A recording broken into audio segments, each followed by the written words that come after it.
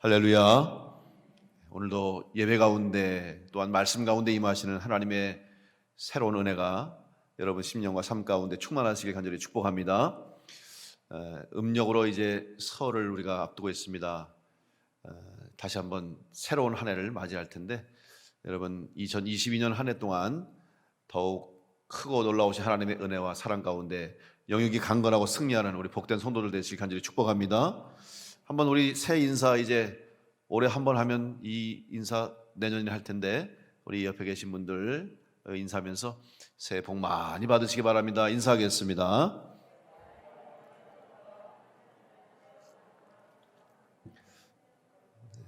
오늘 영상으로 또 함께 예배에 참여하는 여러분들도 주님의 은혜로 건강하고 복된 한 해 되시기 간절히 바랍니다. 설날은 음력으로 새로운 한 해가 시작되는 날입니다. 양력으로 시작된 한 해가 이제 지나고 다시 한번 음력으로 새로운 한 해를 맞는다는 것은 어떻게 보면 한 해를 시작하고 나서 조금 느슨해지고 또 해해지기 쉬운 우리들의 삶을 다시 한번 돌아보고 점검하면서 새 각오로 또 새로운 마음으로 새 출발할 수 있는 기회를 주신 하나님의 은총이라고 생각합니다. 양력에 의해서 음력에 의해서 우리는 계절과 절기를 구분하고 한 해를 지내죠. 근데 이 양력, 음력은 결국 태양과 달이라고 하는 하나님이 창조하신 이 우주 속에 있는 이 피조물들을 통해서 우리들에게 하나님이 주신 아름다운 자연과 또 이 모든 우주 만물의 질서가 하나님의 창조에 의해서 우리에게 주어졌습니다. 지구는 태양계의 항성으로 태양 주위를 공전하고 있습니다. 그리고 매일매일 자전하면서 낮과 밤을 구분하게 되죠. 또 달은 지구를 돌면서 공전과 자전을 합니다. 그리고 지구에 또 영향을 끼치죠.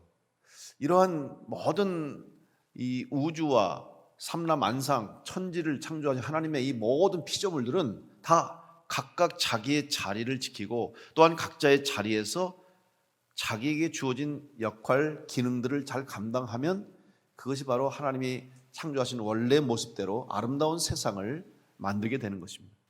거기에 조금이라도 빗나가면 큰 문제가 생겨요. 지구의 위치, 또 기울어진 각도 이런 것 하나만 또 지구뿐만 아니라 수많은 행성들과 별들도 조금씩 자기의 자리가 바뀌어지면 많은 영향을 끼치고 우리에게 피해를 줄 수 있어요. 지금 코로나도 마찬가지예요. 하나님의 창조하신 질서 또 창조의 법칙대로 살지 않고 우리 인간의 욕심과 인간의 욕망으로 인해서 결국 이러한 질병들이 생겨나고 있는 것입니다. 결국 하나님 만드신 원래의 자리에서 기능과 역할을 다할 때에 이 세상은 평안하고 아름다운 세상이 될 것입니다. 우리들의 삶도 마찬가지입니다. 우리도 각자가 살아야 할 자리가 있습니다. 그런데 사람들은 내가 서야 할 자리가 없다고 느껴질 때 삶의 의미를 잃어버리고 불행해집니다. 사람들이 볼 때 그 자리가 아무리 아름답고 아무리 부럽고 좋은 자리라고 할지라도 정작 그 자리에 있는 사람이 그 가치와 의미를 알지 못하고 그 자리에 있다면 그 사람도 불행하고 그 사람 때문에 많은 사람들에게 불행한 영향을 미치게 되는 것이죠. 오히려 반대로 남들은 꺼려하고 남들은 가고 싶지 않은 자리, 서고 싶지 않은 자리에 있다 할지라도 이 자리에 있는 것이 내 삶의 가치요, 내가 해야 할 사명이요, 나의 본분이라는 사실을 깨닫고 사명감을 가지고 그 자리에 서 있는 사람들은 가장 행복한 삶을 살 것이고 그러므로 말미암아 또한 주변의 많은 사람들에게 선한 영향력을 끼치는 일들을 할 수가 있는 것입니다. 결국 각자의 자리에 서서 자기가 어떻게 살아가느냐에 따라서 우리 세상은 달라질 수가 있습니다. 이 세상에 많은 자리들, 많은 사람들의 삶의 자리가 있는데 그 모든 자리는 다 변하게 돼 있고 또 언젠가는 우리는 그 자리에서 물러나고 떠날 수밖에 없습니다. 영원한 자리가 없죠. 세상에서의 자기의 직업, 사회적인 위치 또 자기의 할 일을 통해서 주어진 자리가 있지만 언젠가는 그 자리를 우리는 이제 떠나서 또 그 자리에서 물러나고 또 다른 우리 후대와 후손의 사람들이 그 자리를 지키게 될 것이에요. 영원한 자리는 없어요. 그런데 세상에서 우리들의 자리가 다 바뀌고 또 언젠가는 그 자리를 떠나도 떠나지 않는 자리가 있죠. 바로 우리의 고향의 자리입니다. 고향은 변하지 않습니다. 비록 설령 우리가 고향을 등지고 떠났다 할지라도 혹은 고향을 찾지 않는다 할지라도 모든 사람에게는 고향의 자리가 있고 그 고향은 그 사람에게 의미가 있는 거죠. 그래서 명절만 되면 고향을 그리워하고 고향을 찾고 고향을 생각하는 것입니다. 왜 이런 의미를 부여하느냐? 바로 고향의 자리는 생명의 자리이기 때문에, 내가 이 땅에 존재하게 되고 내가 이 땅에 태어난 생명을 받은 자리가 고향이기 때문에 우리는 고향의 자리를 기억하는 것입니다. 이제 우리는 이 땅에서도 고향의 자리가 영원할 것처럼 생각하지만 사실 고향의 자리도 영원하지 않습니다. 이 땅의 고향도 영원하지 않아요. 왜? 우리는 언젠가는 세상을 떠나기 때문에. 그렇다면 우리의 영원한 본향은 어디냐? 바로 하나님께서 우리에게 주신 또 우리에게 약속하신 바로 천국이 우리의 영원한 본향입니다. 한 사람이 세상을 살다가 하나님 주신 시간 속에서 살다가 하나님이 부르시면 우리는 세상을 떠납니다. 죽습니다. 그때 우리가 뭐라고 말합니까? 돌아가셨다라고 얘기하죠. 돌아가셨다는 말이 무엇입니까? 하나님이 생명을 주셨던, 원래 우리를 보내주셨던 곳으로 다시 부르셨기 때문에 우리는 다시 원래 하나님이 보내신 곳으로 돌아가는 거예요. 그래서 돌아가셨다는 말이죠. 따라서 우리의 인생은 영원한 본향 되시는, 우리의 본향을 허락하신 하나님, 천국을 향해서 가는 인생이 바로 우리의 인생이다. 따라서 우리는 이 땅에서 영원히 살 수 없음을 기억하고 이 땅에서 안주하려고 하지 말고 잠시 왔다 잠시 가는 인생처럼 나그네 인생을 사는 우리들인데, 나는 지금 어디를 향하고 있는지, 영원한 고향, 영원한 본향, 천국을 향해 살아가고 있는지 우리들의 삶과 믿음을 점검하면서 흔들림 없이 이 믿음의 길을 끝까지 걸어가야 될 줄로 믿습니다. 바로 이 세상에서 가장 행복한 삶이 무엇이냐? 길을 잃지 않고 사는 게 행복한 거예요. 방황하는 거죠. 길이 없으면, 길을 잃어버리면 헤맵니다. 방황합니다. 그러나 길을 찾으면 목표가 있고 목적이 있습니다. 우리 모든 인생도 목적이 있는 인생이 되고 목표가 있는 삶이 행복한 삶이죠. 근데 우리 인생의 목표와 목적은 세상에 있는 것이 아니라 하늘에 있고 천국에 있음을 여러분 믿으시고, 여러분 각자에게 주신 하나님의 본향을 향해서, 천국을 향해서 흔들림 없이 믿음으로 나가는 복된 성도들 될 수 있기를 간절히 축원합니다. 그렇다면 우리가 이 세상에서 잠깐 살다가는 인생인데, 이 영원한 본향을 향해서 어떻게 흔들림이 없는 믿음으로 끝까지 승리할 수 있을까? 오늘 우리는 시편 62편의 말씀을 통해서 다윗의 고백을 통해서 본향을 향하는 흔들림 없는 믿음의 삶을 살기 위한 답을 찾을 수가 있습니다. 다윗은 고백합니다. 우리의 믿음이 흔들리지 않기 위해서는 첫째로 영원히 평안해야 한다고 찬송하고 있습니다. 사람은 마음의 영향을 받는 존재입니다. 사람의 마음이 흔들리면 몸도 흔들립니다. 마음의 상태에 따라 우리 몸의 외적인 상태도 달라질 수 있습니다.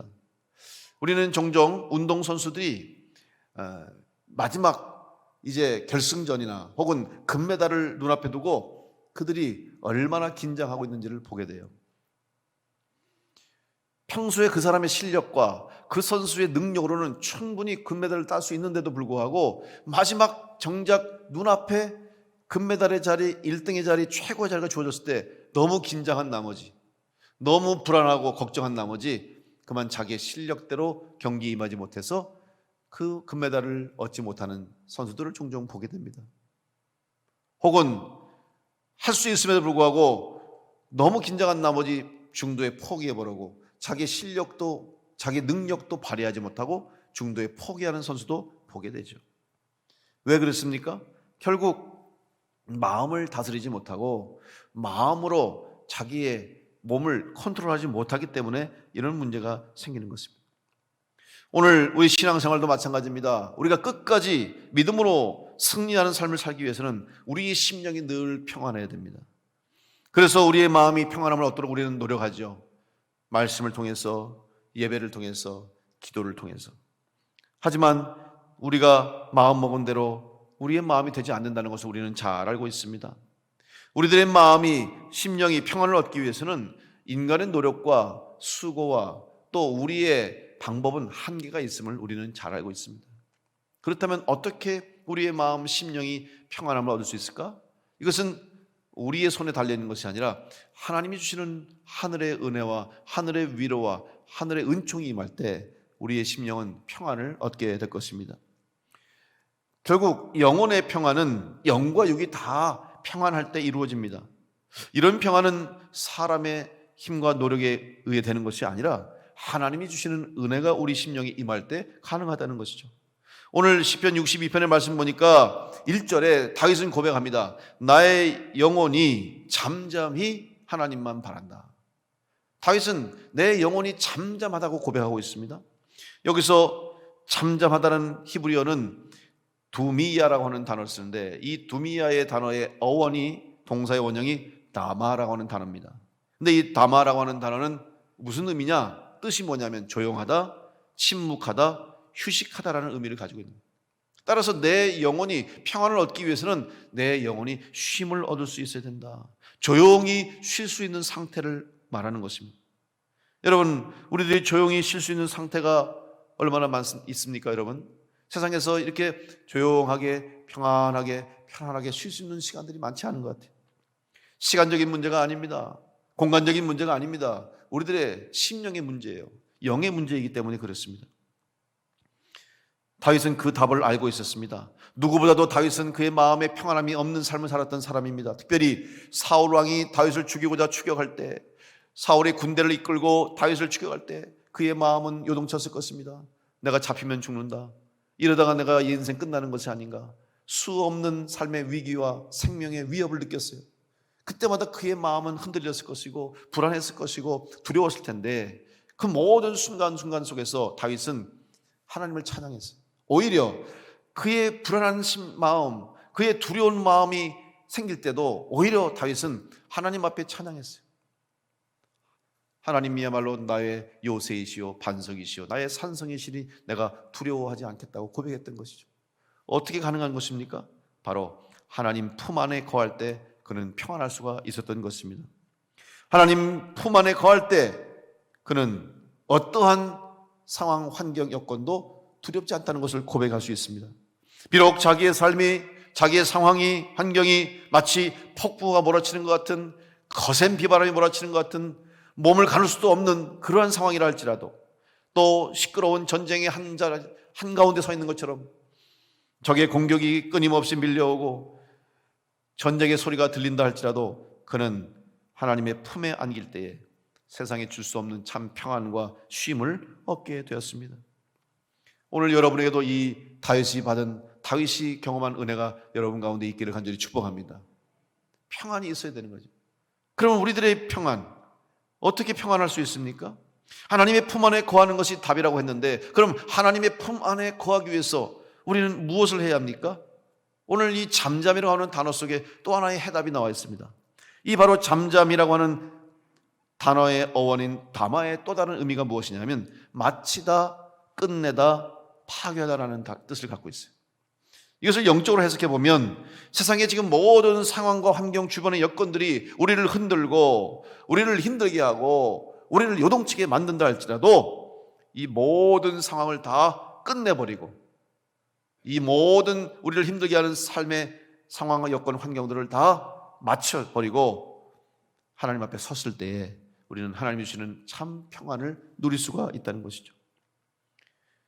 여러분, 어떻게 끝낼 수 있습니까? 어떻게 이 고통의 연속, 우리를 괴롭히는 삶의 수많은 문제들, 끊임없이 밀려오는 파도처럼 매일매일 순간순간 시간마다 우리를 힘들게 하는 일들이 끊임없이 연속적으로 다가오고 삶의 우리의 문제들이 계속 주어질 텐데 어떻게 우리가 그 상황 속에서 평안할 수 있고 하나님 앞에 우리의 삶을 맡기고 이 모든 상황을 끝낼 수 있을까? 그것은 한 가지 방법밖에 없습니다. 바로 우리의 구주가 되시는 예수 그리스도 품 안에 거할 때 가능하게 될 줄로 믿습니다. 성경은 말합니다. 예수님은 고백하십니다. 우리에게 말씀하시길 요한복음 16장 32절로 33절 말씀에 보면 보라 너희가 다 각각 제 곳으로 흩어지고 나를 혼자 둘 때가 오나니 벌써 왔도다. 그러나 내가 혼자 있는 것이 아니라 아버지께서 나와 함께 계시느니라. 이것을 너희에게 이르는 것은 너희로 내 안에서 평안을 누리게 하려 함이라. 세상에서는 너희가 환난을 당하나 담대하라. 내가 세상을 이기었노라. 사랑하는 성도 여러분, 주님께서도 힘드실 때가 있었어요. 십자가를 앞에 두고 눈물을 흘리면서 기도했고 두려움을 느꼈습니다. 그러나 그때에도 하나님이 함께 하심으로 십자가의 길을 넉넉하게 이기게 된 줄로 믿습니다. 하나님이 함께 하신다는 사실 때문에 주님은 승리하셨고 오늘 그 주님이 또한 우리와 함께 하심으로 우리도 승리하게 된 줄로 믿습니다. 여러분, 참된 평안을 얻을 수 있도록 흔들리지 않는 믿음의 삶을 살아갈 수 있도록 주님 안에 거하는 성도가 될 수 있기를 간절히 축복합니다. 주님 안에 거하시면 돼요. 주님 안에 거한다는 것은 여러분의 심령 속에, 여러분의 삶 속에 주님을 모시는 것으로부터 출발하는 거예요. 이미 주님은 우리를 찾아와 주셨어요. 문 밖에서 두드리고 계신다고 그랬어요. 우리를 향해 문을 두드리는데 우리는 문을 꼭꼭 걸어 잠그고 열지 않을 때가 많아요. 주님의 음성을 듣고도 듣지 못할 때가 많고, 우리를 부르시는 주님의 사랑의 음성을 듣지 못해서 문을 열지 못하고 주님을 영접하지 못할 때가 얼마나 많습니까? 지금도 여러분을 향해서 부르시는 주님의 음성, 여러분의 마음의 문을 두드리고 계시는 주님의 두드림이 여러분 가운데 있음을 기억하시고 마음의 문 활짝 열고 심령의 문을 활짝 열고 주님을 모시고 평안함으로 승리하는 여러분 되시길 간절히 축복합니다. 두 번째, 다윗은 고백합니다. 우리가 믿음에 흔들림이 없는 삶을 살기 위해서는 하나님만 바라보아야 한다고 고백하고 있습니다. 하나님과 만날 때 우리들의 삶은 흔들리지 않게 됩니다. 하나님을 만난다는 것은 먼저 하나님 앞으로 나와야 함을 의미하는 것입니다. 오늘 여러분은 예배의 자리에 나오셨습니다. 여러분, 하나님 앞에 나온 거예요. 예배는 바로 하나님 앞에 나오는 것부터 시작되죠. 하나님 앞에 나온다는 것은 우리의 얼굴을 하나님 앞에 비추는 것입니다. 요즘 코로나 때문에 예배의 형태가 다양해졌어요. 여러분이 이미 경험하고 또 지금도 우리가 사용하고 있습니다만 영상 예배, 유튜브를 통해서 방송을 통해서 혹은 이미 녹화된 방송 또 지면을 통해서 여러 가지 방법을 통해서 우리는 지금 예배를 드려요. 왜냐하면 이 코로나 때문에 모이는 것이 힘들어졌고 때로는 모이지 못할 때가 있기 때문에 이렇게 예배를 드려요. 그러다 보니까 새로운 용어들이 생겨납니다.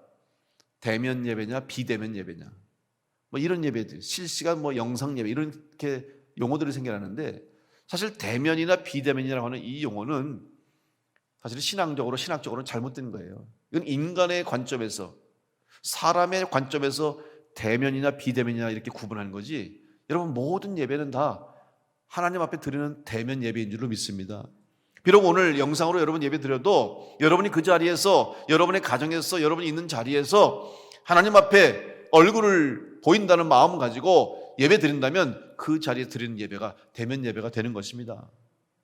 비록 교회에 와서 앉아있지만, 성전에 와서 앉아서 예배를 드리지만 내 마음과 생각은 다 세상에 향하고 있고 하나님을 향해서는 마음의 문을 닫아놓고 하나님 바라보지 못한다면 그 사람은 비록 몸은 교회에 나와 있어도 대면하지 못하는 거예요.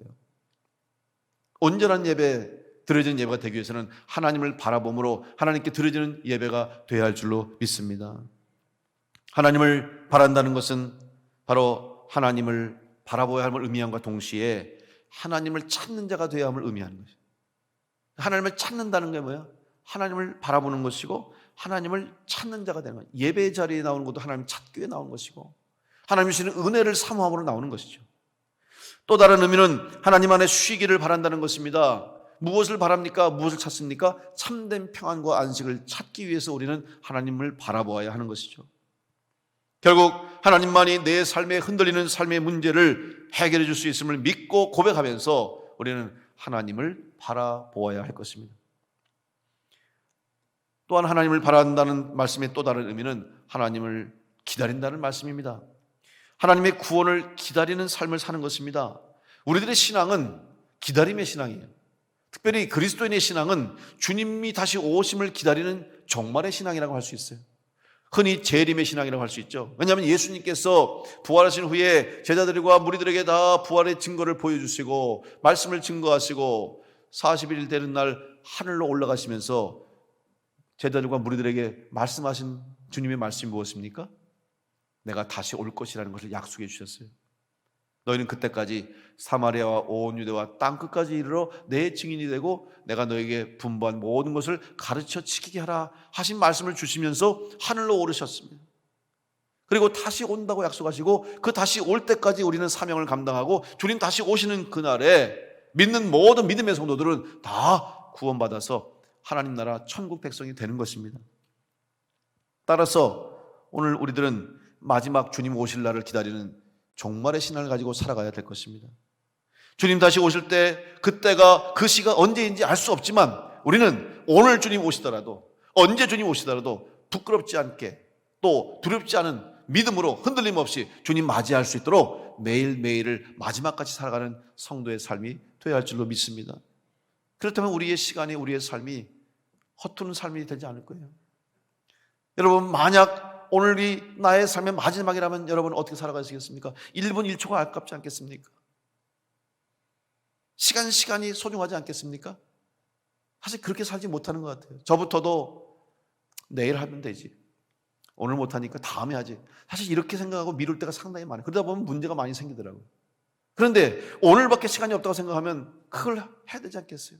또 오늘 나에게 주어진 하루라고 있다면 그 하루에 내가 그동안 못했던 것, 또 내가 사랑하는 사람들과 나의 사랑하는 가족들에게 해주고 싶은 말, 사랑한다고 하는 말, 감사하다는 말을 하지 않겠습니까? 근데 우리는 영원히 살 것처럼 내일로 다음으로 미루며 살고 있어요.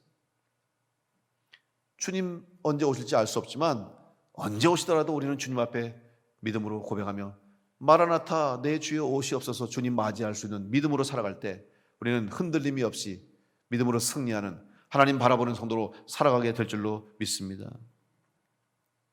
요한복음 14장 1절로 3절에 주님은 말씀하셨습니다. 너희는 마음에 근심하지 말라. 하나님을 믿으니 또 나를 믿으라. 내 아버지 집에 거할 곳이 많도다. 그렇지 않으면 너에게 일렀으리라.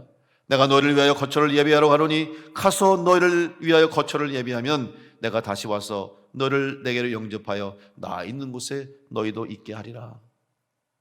우리는 잠시 이 세상에 살면서 영원한 본향 천국을 준비하는 삶을 사는 것입니다. 그런데 너무 감사하게도 우리 주님께서 우리를 위해서 우리가 거할 영원한 처소 천국에 우리의 거처를 우리 주님께서 예비해 주신 줄로 믿습니다. 분명히 말씀하셨잖아요. 제가 지금 읽어드린 요한복음 14장 말씀에 주님 말씀하셨어요. 내가 너희를 위해서 거처를 예비하러 갔다 그랬고 이미 주님께서 우리를 위해서 천국에 우리의 거처를 예비해 주신 줄로 믿습니다. 여러분 그렇다면 걱정이 없지 않습니까? 여러분 세상에서 사람들이 가장 많이 걱정하는 게 뭐예요? 집 걱정하는 것 같아요. 특별히 한국 사람들 집 걱정을 많이 해요. 집만 있으면 마음이 든든한 것 같죠. 그래서 그냥 온통 그냥 그 집 때문에 지금 대통령 될 사람들이 서로 집을 주겠다는 거예요. 지금 주지도 못하잖아요. 뭔 줘요 주긴. 그냥 집 때문에 그냥 그거 서로 해주겠다는데 그게 뭐 우리 거 되겠습니까? 그리고 우리에게 집이 있다고 한다면 여러분 그게 영원히 여러분의 집입니까? 여러분 언젠간 떠나요. 영원히 살 수 없잖아요. 우리는 그런데 영원히 살 것처럼 생각할 때가 얼마나 많습니다. 진짜 영원한 우리의 집은 이 땅이 아니라 천국에 있는 줄 믿습니다. 천국 가는데 내 집이 없으면 아유 어떡하죠? 그런데 너무 감사하게도 주님께서 우리의 거처를 예비해 주셨다고 약속해 주셨습니다. 여러분 이 사실만으로도 감사하고 이 사실만을 생각해도 평안함이 오게 될 줄 믿습니다. 걱정이 없잖아요. 우리의 거처를 다 예비해 주셔요. 여러분 세상에서 여러분 집이 없어도 이미 천국에 여러분의 좋은 집이 다 우리 주님께서 마련해 주신 줄 믿습니다. 그러니까 평안할 수 있는 거예요. 우리는 마지막 그날까지 이 믿음을 가지고 흔들림 없이 주님 오심을 기다리며 살아가야 될 것입니다. 그러기 위해서는 하나님을 바라보고 바로 십자가 우리를 위해서 우리의 죄를 사해 주시고 우리에게 구원을 주시고 영생을 주시고 천국의 영원한 거처를 예비해 주신 예수 그리스도를 바라보고 십자가를 바라보고 이 땅 가운데 흔들림 없이 살아갈 때 마지막까지 승리해서 하나님 앞에 영광 돌리는 성도로 살아가게 될 줄로 믿습니다. 이 믿음이 이 신앙이 여러분에게 있게 되시기를 간절히 축복합니다. 세 번째 다윗은 고백합니다. 우리의 믿음이 흔들림이 없는 믿음이 되기 위해서는 하나님을 내 삶의 터전으로 삼아야 한다고 찬송하고 있습니다. 오늘 우리들의 삶이 흔들리는 이유 중에 하나는 바로 불안 때문입니다. 우리는 불안을 느낄 때 흔들리게 됩니다. 편안하고 안전하다고 생각되면 사람들은 흔들리지 않습니다. 신앙적으로도 흔들리는 이유가 있습니다. 바로 하나님에 대한 믿음이 약해지거나 주님께서 말씀하신 복음에 대한 신뢰가 사라질 때 흔들립니다. 그래서 지금도 마귀들은 끊임없이 우리 성도들을 흔들기 위해서 여러 가지 시험으로 미혹합니다. 유혹합니다. 오늘 다윗이 고백한 것처럼 시편 62편 3절에 보면 넘어지는 담과 흔들리는 울타리 같이 사람을 죽이려고 너희가 일제히 공격하기를 언제까지 하려느냐. 다윗은 이런 공격 속에 살았어요. 그래서 늘 그의 삶은 흔들리는 삶이었어요. 마치 성을 에워싼 군사들이 성문을 부수고 성벽을 헐고 성을 점령하고 해서 끊임없이 밀려오듯이 이 불안하고 두렵고 공포스러운 삶을 사는 우리 인생인데, 다윗은 그런 상황 가운데도 하나님을 의지하고 하나님을 찬양함으로 그는 흔들림 없이 그 어렵고 힘든 시간들을 이겨냈어요. 여러분, 마귀들이 우리를 공격할 때 마귀의 공격의 방법 중에 가장 중요한 또 가장 핵심적인 공격이 있는데 그게 뭔지 아십니까? 바로 우리와 하나님과의 관계를 깨는 겁니다. 특별히 하나님께서 나를 사랑하신다는 사실을 자꾸 의심하게 만들어요. 그래서 우리가 질문하죠. 정말 하나님이 나를 사랑하실까? 하나님이 나를 사랑하신다면 왜 내 삶 가운데 이런 어려움과 힘듦과 고통이 계속 이어질까? 내가 당하는 이 지금 어려움이, 이 힘든 상황이 정말 왜 하나님께서 이렇게 허락하셨을까? 우리는 이런 생각할 때가 많잖아요. 하나님이 사랑하신다면 왜 나에게 이런 아픈 시간이 있을까? 우리는 이런 질문을 하면서 믿음이 흔들릴 때가 많습니다. 야고보 사도는 초대교회 박해와 핍박 속에 있는 성도들에게 편지하고 그들을 격려하면서 욥의 신앙을 증거하고 있습니다. 야고보서 5장 7절로 11절 말씀 보면, 그러므로 형제들아 주께서 강림하시기까지 길이 참으라. 보라, 농부가 땅에서 나는 귀한 열매를 바라고 길이 참아 이른 비와 늦은 비를 기다리나니 너희도 길이 참고 마음을 굳건하게 하라. 주의 강림이 가까우니라. 형제들아 서로 원망하지 말라. 그리하여야 심판을 면하리라. 보라, 심판주가 문 밖에 서 계시니라. 형제들아 주의 이름으로 말한 선지자들을 고난과 오래 참음의 본으로 삼으라. 보라, 인내하는 자를 우리가 복되다 하나니 너희가 욥의 인내를 들었고 주께서 주신 결말을 보았거니와 주는 가장 자비하시고 긍휼히 여기시는 이시니라. 야고보 사도는 그 당시에 핍박 속에서, 박해 속에서 믿음을 지키려고 목숨 걸고 싸우는 성도들에게 욥의 이야기를 하면서 참으라, 견뎌내라, 이겨라. 이 땅이 전부가 아니고 하나님의 약속이 있다라고 하는 것을 증거했습니다. 여러분, 욥은 말할 수 없는 고난과 고통의 삶을 살았습니다. 이해할 수 없어요. 알 수도 없어요. 그런데 그에게 닥치는 환난과 시험과 고통은 인간이 느끼는 가장 힘든 시간, 고통을 보냈어요. 먼저 한순간에 사랑하는 자녀들을 다 잃어버렸어요. 몰살했어요. 한순간에 지붕이 그냥 주저앉아가지고 한순간에 다 자식들을 잃었어요. 그리고 물질도 재산도 다 날려버렸어요. 거기다가 몸에 질병까지 왔어요. 그것도 그냥 질병이 아닙니다. 참을 수 없는 고통, 욕창이 나요. 온몸에 고름이 흘러요. 견딜 수가 없어서 기왓장으로 자기 몸을 긁는, 거기다가 아내도 자기를 욕하고 하나님 욕하고 비방하고 떠나요. 친구들도 다 배신해요. 여러분, 남은 게 하나도 없어요. 이런 상황 가운데 과연 욥이 하나님께 어떤 마음을 가졌을까? 이유도 알 수 없고 영문도 모르는 채 당하는 고난과 고통의 시간 속에서 욥은 끝까지 하나님의 사랑을 의심하지 않았습니다. 하나님의 뜻이 있을 것이다. 하나님의 계획이 있을 것이다. 그래도 하나님은 나를 사랑하실 것이다. 이 믿음 때문에 욥은 그 힘들고 어려운 터널을 통과했습니다. 그런데 그렇게 할 수 있는 이유가 무엇일까? 그것은 바로 욥의 신앙인데, 그 욥의 신앙이 무엇인지 아십니까? 내 삶의 터전이 하나님께 있다. 다른 말로 하면 내 생명의 주인이 하나님이십니다. 나는 적신으로 왔다가 알몸으로 왔다가 알몸으로 가는 인생입니다. 그러니 주신 자도 하나님이시요 취하실 자도 하나님이시니 나는 두렵지 않습니다. 하나님 뜻대로 하십시오. 맡기겠습니다. 하나님은 나를 사랑하신 분이시요 나는 그 하나님의 믿음을 의심치 않겠습니다. 이 흔들림이 없는 믿음을 가지고 고백할 때 하나님께서 욥에게 은혜를 주셨고 그 모든 어렵고 힘든 시간들을 이겨내고 통과해서 결국은 회복시켜 주시고 이전에 누렸던 그의 삶을 갑절로 배로 더 부으시고 회복시키시는 은혜를 경험하는 욥의 축복을 우리는 기억해야 될 것입니다. 지금 혹시 여러분의 삶이 욥처럼 진퇴양난 앞뒤 사방으로 막혀 있는 것처럼 답답하고 걱정스럽고 근심스럽고 힘들고 어렵다 할지라도 여러분, 하나님은 여러분을 사랑하신다는 사실을 믿어 의심하지 마시고 욥처럼 끝까지 하나님을 향해서 신앙의 고백, 내 삶의 주인, 내 생명의 주인은 하나님이시라는 고백을 하는 가운데 여러분 끝까지 믿음으로 승리하시길 간절히 축원합니다. 우리의 생명의 주인이 하나님이시잖아요. 하나님 부르시면 다 가는 게 우리 인생이에요. 언젠가는 갑니다. 세상에 죽지 않을 인생이 어디 있어요? 또 여러분, 우리는 살다가 언젠가 세상을 떠나야 되는 거예요. 그게 하나님의 창조의 질서예요. 종종 요즘 드라마 보면은 그런 거 있잖아요. 죽지 않고 영원히 사는 사람 있잖아요. 저는 어렸을 때 한때는 그게 너무 부러웠어요. 나도 오래 살았으면 좋겠다. 영원히 살았으면 좋겠다. 철 들고 살다 보니까 그게 지옥이더라고요. 잘 살다가 적당한 때 가야지. 여러분, 남아있는 사람들의 고통이 뭔지 아십니까? 내가 사랑하는 사람들을 먼저 떠나보내는 거잖아요. 그것처럼 고통이 어디 있어요? 내가 때가 되면 가는 게 그게 행복이고 하나님 부르시면 적당한 때에 천국 가는 게 그게 축복이지.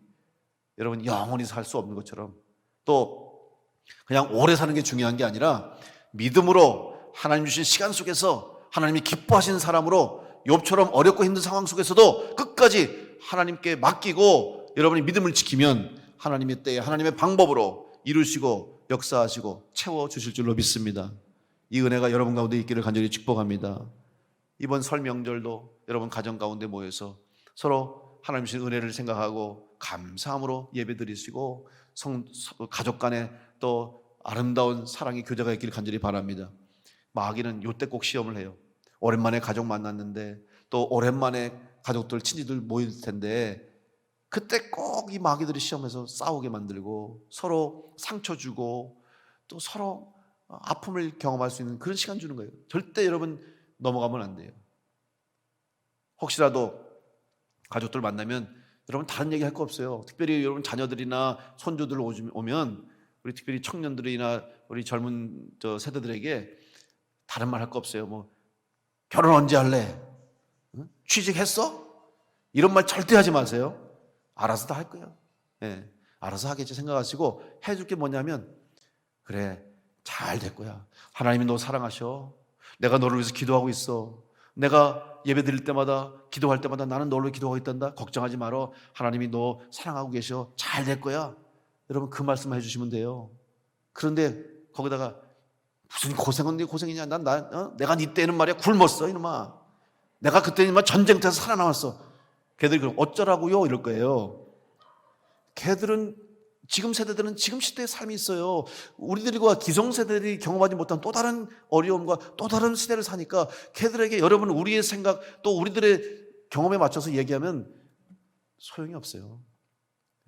비록 우리 눈이 볼 때 조금 철이 안 들었어도 여러분 속으로만 생각하시고 언젠간 철들겠지 생각하시고 오히려 축복하시기 바랍니다. 잘 될 거야. 하나님 너 사랑하셔. 그리고 아직 교회 나오지 않는 또한 예배 드리지 못하는 자녀들과 후손들이 있다면 또 괜히 불러놓고 교회 나오라고 그래가지고 싸우고 그러지 마시고 그냥 내가 너를 위해서 기도하고 있어. 너 하나님이 너 절대로 포기하지 않는다.